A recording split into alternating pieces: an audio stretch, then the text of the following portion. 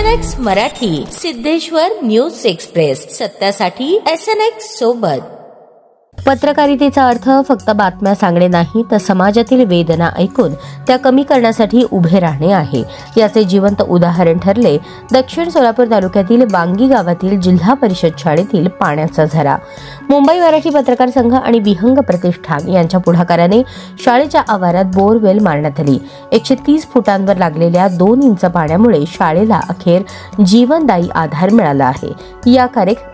या कार्यात बालमोहन विद्यामंदिर, पालक विद्यार्थी उत्कर्ष समिती, GSB टेम्पल ट्रस्ट, संत गाडगेबाबा धर्मशाळा आणि पल्लवी फाउंडेशन यांचाही मोलाचा सहभाग होता। कार्यक्रमास मुंबई मराठी पत्रकार संघाचे उपाध्यक्ष राजेंद्र हुंजे, विहंग प्रतिष्ठानचे प्रसाद मोकाशी, राजेंद्र साळसकर, काँग्रेसचे प्रदेश प्रवक्ते काकासाहेब कुलकर्णी उपस्थित होते। शाळेत बोरवेलला लागलेले पाणी पाहून विद्यार्थ्यांच्या चेहऱ्यावरचा आनंद लपून राहत नव्हता। पाणी पाहून विद्यार्थ्यांनी शाळेच्या मैदानात एकच जल्लोष केला। ग्रामशाळा समिती, शाळेच्या मुख्याध्यापिका आणि सर्व शिक्षकांनी या कार्यात सहभागी संस्थांचे आभार मानले।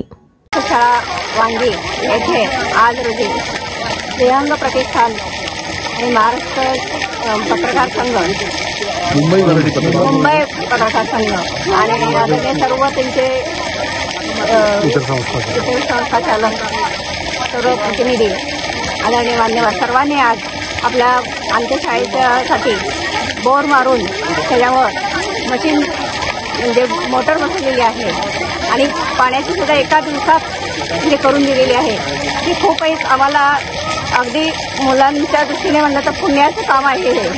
आणि मुलांच्या पिण्याच्या पाण्याचा आणि पूर्ण पाण्याचा प्रश्न आमचा सुटलेला आहे आणि पूरग्रस्ताच्या म्हणून जे आमचं नुकसान झालेलं होतं त्यातलं महत्त्वाचा मुद्दा होता, आमची गरज होती ती त्यांनी पूर्ण केलेली आहे।